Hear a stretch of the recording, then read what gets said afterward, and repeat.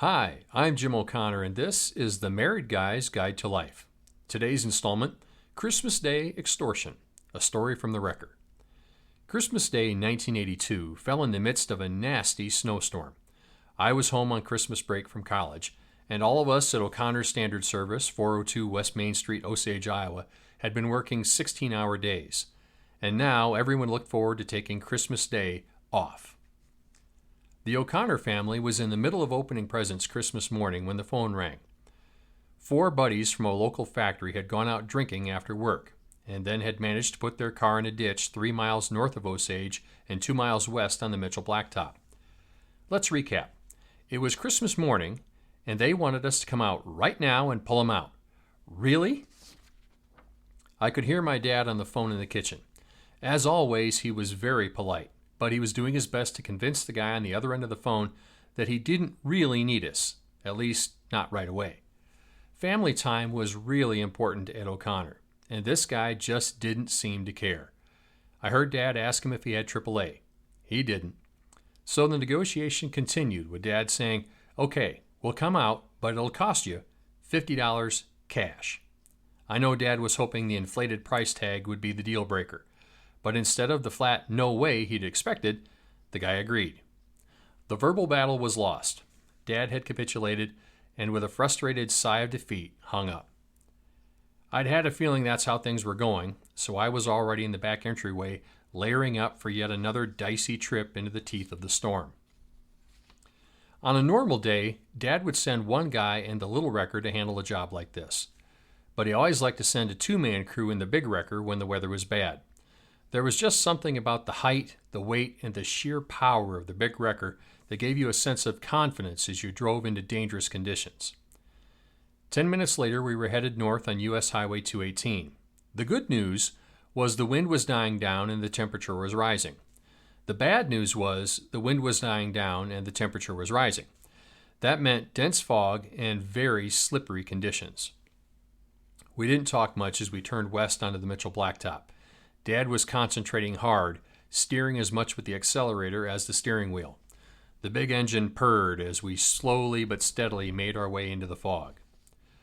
We were only about a mile down the road when we saw an old seafoam green Ford Falcon 4-door stopped in the oncoming lane.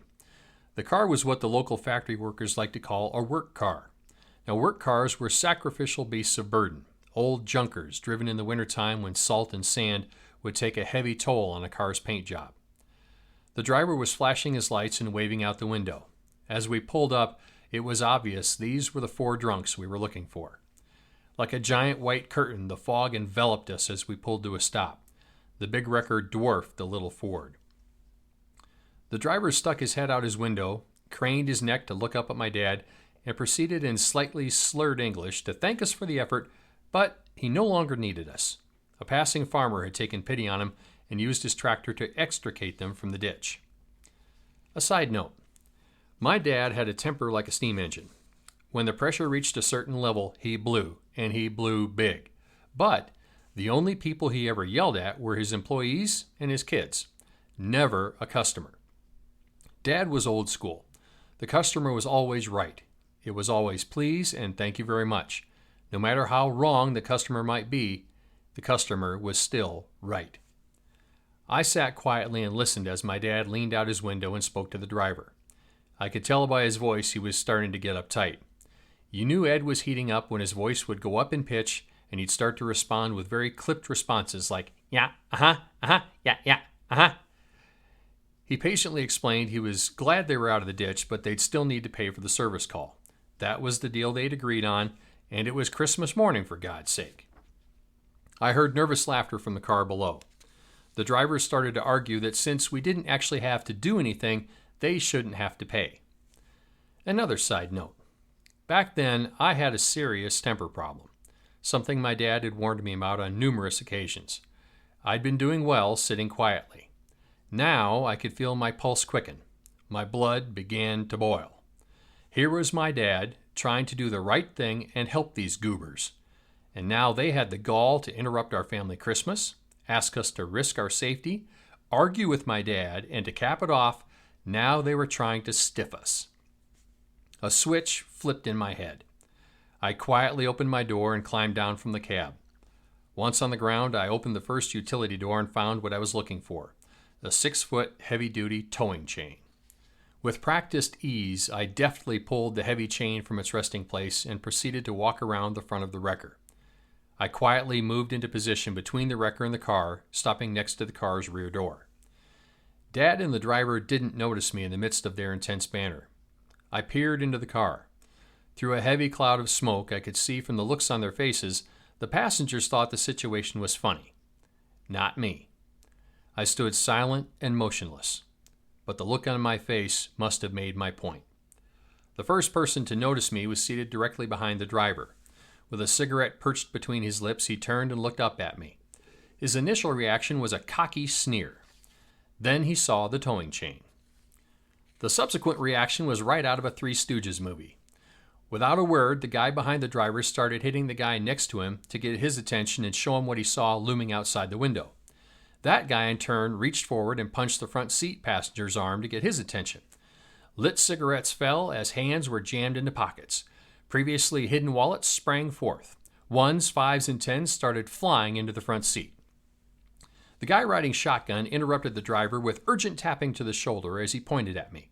His pantomimed message was clear. Look at the guy standing by the car. The driver stuck his head back out the window and turned aft. Our eyes met. The cigarette fell from his lips and hit the pavement. He spun in his seat, turning to his buddies for reinforcement and support. Instead, his troops were in full-out surrender mode. All three held their hands up like I was Jesse James, and this was an old-fashioned hold-up. Deciding a tactical retreat was in order, the driver gathered the cash and thrust it into my hand, and with a hasty, "Sorry, Ed, thanks," they sped off. I slowly retraced my steps, replaced the chain, and climbed back into my seat in the cab. Dad was speechless. A good minute passed as we sat silently, staring straight ahead into the fog. The only sound was the wrecker's engine. Dad finally broke the silence and started to count the money. I began pondering what the penalty was for extortion. I suddenly became very concerned that not only had I committed a felony, but also I had committed the cardinal sin of confronting a customer, and even worse, I'd embarrassed my dad. I think he too was concerned. Then I think the spirit of my intentions became clear. He smiled, handed me half of the proceeds, winked, and said, "Merry Christmas. Just don't tell your mother." And I never did. If you enjoyed this story, please like, follow, or subscribe. Thanks.